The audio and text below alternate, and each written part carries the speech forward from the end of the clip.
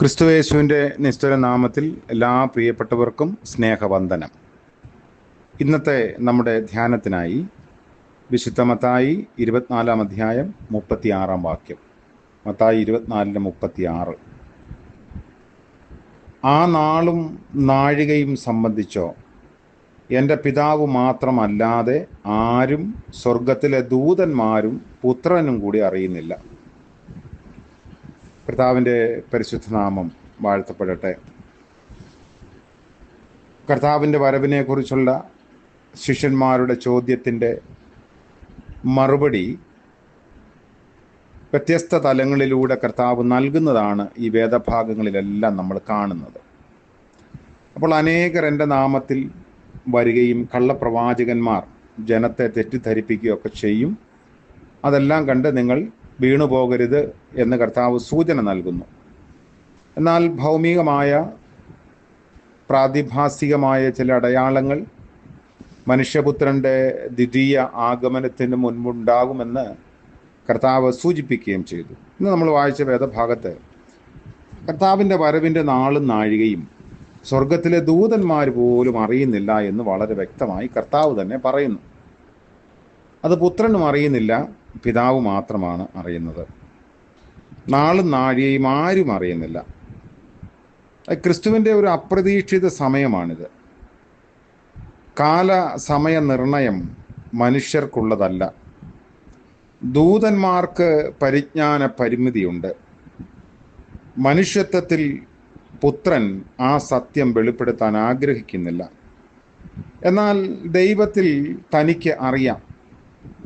മ്ലേച്ഛ വിഗ്രഹ സ്ഥാപനം മുതൽ ദാനിയേലിൻ്റെ പുസ്തകത്തിലും വെളിപ്പാട് സാഹിത്യത്തിലുമൊക്കെ നമ്മളതിനെക്കുറിച്ച് കാണുന്നുമുണ്ട്. അപ്പോൾ ക്രിസ്തുവിൻ്റെ പുനരാഗമനം എന്ന് പറയുന്നത് ആദിമ ക്രൈസ്തവർ താലോലിച്ച ഒരു സ്വപ്നമായിരുന്നു. അത് വിശുദ്ധ മത്തായി എഴുതിയതുപോലെ അപ്പാടെ നിറവേറിയതായി ഒന്നും അവർ കണ്ടില്ല. പക്ഷേ ആ പ്രത്യാശ അവരെ ജീവിപ്പിച്ചു. കഠിനമായ പീഡനങ്ങളുടെ മധ്യത്തിലും അവർക്ക് ഈ വിശ്വാസത്തിൽ നിലനിൽക്കാൻ ലഭിച്ച പോസിറ്റീവ് എനർജി അവരുടെ രക്ഷകൻ രണ്ടാമത് വീണ്ടും വരും എന്നുള്ള ഉറപ്പായിരുന്നു. ഇത് ക്രൈസ്തവ വിശ്വാസത്തിൻ്റെ അടിസ്ഥാനപരമായ ഒരു ഡോക്മയായും നമുക്ക് കാണാം. ഇന്നും ഈ രണ്ടാം വരവിനെ നോക്കി പാർക്കുന്നവരാണ് ക്രിസ്തുവിൻ്റെ ശിഷ്യന്മാരെല്ലാവരും. മനുഷ്യൻ ദൈവത്തെ ദർശിക്കുന്ന നിമിഷമാണത്. ഇതെല്ലാം സംഭവിക്കുന്നത് വരെ ഈ തലമുറ കടന്നു പോകയില്ല എന്ന് കർത്താവ് സൂചിപ്പിച്ചിട്ടുണ്ട്. യുഗാന്ത്യത്തിൻ്റെ ചില നിർണായക നിമിഷങ്ങളാണ് യേശുവിൻ്റെ മരണവും പുനരുത്ഥാനം. AD 70 യഹൂദ യുദ്ധവും അതിനെല്ലാം യേശുവിൻ്റെ തലമുറ സാക്ഷ്യം വഹിച്ചു. അപ്പോൾ കർത്താവ് നൽകുന്ന മുന്നറിയിപ്പുകൾ അവഗണിച്ചുകൂടാ എന്ന സൂചനയും ഇതിനുണ്ട്. ആ ദിവസത്തെക്കുറിച്ചോ മണിക്കൂറിനെക്കുറിച്ചോ പുത്രന് പോലും അറിഞ്ഞുകൂടാ.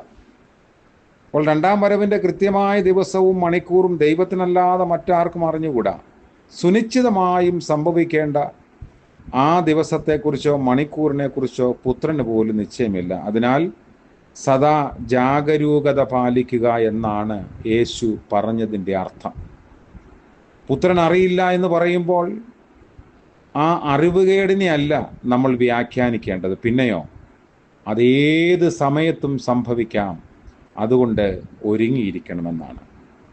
നമ്മിൽ പലരിലും ആശ്ചര്യമുളവാക്കുന്ന വാക്യമാണിത്. തൊട്ടു മുൻപ് മത്തായി ഇങ്ങനെ രേഖപ്പെടുത്തുന്നു: മനുഷ്യപുത്രൻ വാനമേഘങ്ങളിൽ ശക്തിയോടും മഹത്വത്തോടും കൂടെ വരും. 30-ാമത്തെ വാക്യം. മനുഷ്യപുത്രൻ്റെ ആഗമനം ദൈവത്തിൻ്റെ ആഗമനമായി ഈ വാക്യത്തിൽ അവതരിപ്പിച്ചിരിക്കുന്നു. എന്നാൽ ഇപ്പോൾ എഴുതുന്നു പുത്രന് പോലും അറിഞ്ഞുകൂടാ. യേശു അങ്ങനെ ഒരു പ്രസ്താവന പറഞ്ഞില്ലായിരുന്നുവെങ്കിൽ ഇത്ര വിഷമം പിടിച്ച ഒരു പ്രസ്താവന അപ്പോസ്തോലിക സഭ രേഖപ്പെടുത്തുമായിരുന്നില്ല. ഈ പ്രസ്താവനയുടെ ബുദ്ധിമുട്ട് ഗ്രഹിച്ച ആദ്യത്തെ ക്രിസ്ത്യാനി ലൂക്കോസാണ്. അദ്ദേഹം ഈ പ്രശ്നം പരിഹരിച്ചത് ഈ വാക്യം വിട്ടുകളഞ്ഞുകൊണ്ടാണ്. നമുക്കത് ചെയ്യാൻ സാധിക്കില്ല. യേശുവും പിതാവും തമ്മിലുള്ള ബന്ധത്തെപ്പറ്റി വളരെയൊന്നും നമുക്ക് അറിഞ്ഞുകൂടാ എന്നതാണ് സത്യം. അതായത് ത്രിയേക ദൈവത്തിൽ നമ്മൾ വിശ്വസിക്കുന്നു. എന്നാൽ ത്രിയേക ദൈവത്തിൻ്റെ 3 ആളത്വങ്ങൾ തമ്മിലുള്ള ആ ഒരു ബന്ധം അല്ലെങ്കിൽ അതിൻ്റെ ഐക്യരൂപ്യം മനുഷ്യൻ്റെ ജ്ഞാനത്തിനപ്പുറമാണ്. അത് ദൈവിക രഹസ്യമാണ്, ദൈവിക നിഗൂഢതയാണ്. അതിനെ അങ്ങനെ തന്നെ മനസ്സിലാക്കാൻ നമുക്ക് ശ്രമിക്കാം. കർത്താവിൻ്റെ വരവ് തീർച്ചയായും സംഭവിക്കുന്ന സത്യമാണെന്ന ഒരു ഉൾക്കാഴ്ച നമ്മുടെ വിശ്വാസ ജീവിതത്തെ കൂടുതൽ ജ്വലിപ്പിക്കുന്നതാവണം. ദൈവത്തിൻ്റെ രഹസ്യത്തിലേക്കും മനുഷ്യാവതാര രഹസ്യത്തിലേക്കും ഒരു മിന്നലൊളി ഇതിൽ നൽകുന്നുണ്ട്. ദൈവം മനുഷ്യനായപ്പോൾ മനുഷ്യരുടെ അജ്ഞതയിലും പുത്രൻ പങ്കുപറ്റുകയായിരുന്നു. അതുകൊണ്ട് നമ്മുടെ വിശ്വാസം നിലനിൽക്കുന്നത് കാത്തിരിപ്പിലാണ്. ആ കാത്തിരിപ്പിനൊരു പ്രത്യാശയുണ്ട്, ഒരു പ്രതീക്ഷയുണ്ട്. ഇത് നമുക്ക് നൽകുന്ന മറ്റു ചില കരുത്ത് എന്ന് പറയുന്നത്, നമ്മൾ ഇന്ന് ഈ വർത്തമാനകാലത്തിൽ ജീവിക്കുന്നത് നാളെയെക്കുറിച്ചുള്ള സ്വപ്നത്തിലാണ്, ഒരു പ്രതീക്ഷയിലാണ്. നമ്മൾ ഈ വിശ്വാസത്തിൽ നിലനിൽക്കുന്നതും ആ ഒരു വലിയ പ്രതീക്ഷയിലാണ്. അങ്ങനെ നിലനിൽപ്പാൻ ദൈവം നമ്മളെ സഹായിക്കട്ടെ. പ്രാർത്ഥിക്കാം. കാരുണ്യവാനായ കർത്താവേ, അവിടുന്ന് ഞങ്ങൾക്ക് നൽകിയിരിക്കുന്ന മഹത് വചനങ്ങൾക്കായി സ്തോത്രം. അവിടുന്ന് നൽകിയിരിക്കുന്ന വാഗ്ദാനങ്ങൾക്കായി ഞങ്ങൾ അങ്ങയെ സ്തുതിക്കുന്നു. അങ്ങയുടെ വരവിന് വേണ്ടി കാത്തിരിക്കുന്ന സമൂഹം എന്ന നിലയിൽ ഞങ്ങളുടെ വിശ്വാസത്തിൽ നിന്ന് അണുവിട വ്യതിചലിപ്പാൻ ഞങ്ങൾക്കിടയാകരുതേ. ഓരോ നാളും കഴിയുന്തോറും അത് വർദ്ധിച്ചു വരുവാൻ സഹായിക്കണമേ. ശ്വാസത്തിൻ്റെ ബലഹീനത ഞങ്ങളോട് പൊറുക്കണമേ. ഇന്നിൻ്റെ നന്മ നൽകി ഈ പകലിൽ ഞങ്ങളെ അനുഗ്രഹിക്കണം. പ്രഭാതം മുതൽ ഞങ്ങൾ കടന്നു പോകേണ്ടുന്ന എല്ലാ ഇടങ്ങളിലും, ഞങ്ങൾ നേരിടേണ്ടി വരുന്ന എല്ലാ യാഥാർത്ഥ്യങ്ങളിലും കർത്താവേ അവിടുത്തെ കൃപ പകരണം, ഞങ്ങളെ ഉറപ്പിക്കണമെന്ന് പ്രാർത്ഥിക്കുന്നു. പ്രഭാതം മുതൽ പ്രദോഷം വരെ ചെറുതും വലുതുമായ ഞങ്ങളുടെ സകല ആവശ്യങ്ങളിലും, പ്രവർത്തന മേഖലകളിലും, ജോലിയിടങ്ങളിലും കർത്താവിൻ്റെ കൃപ കൂടെ ഇരുന്ന് ഞങ്ങളെ അനുഗ്രഹിക്കണമേ. യേശു മശീഹ മൂലം പ്രാർത്ഥിക്കുന്നത് കൃപയോടെ കേൾക്കുമാറാകണമേ. ആമേൻ. ത്രിയേക ദൈവത്തിൻ്റെ അനുഗ്രഹവും കൃപയും നമ്മോടുകൂടെ എന്നും എന്നേക്കും ഉണ്ടായിരിക്കുമാറാകട്ടെ. ആമേൻ.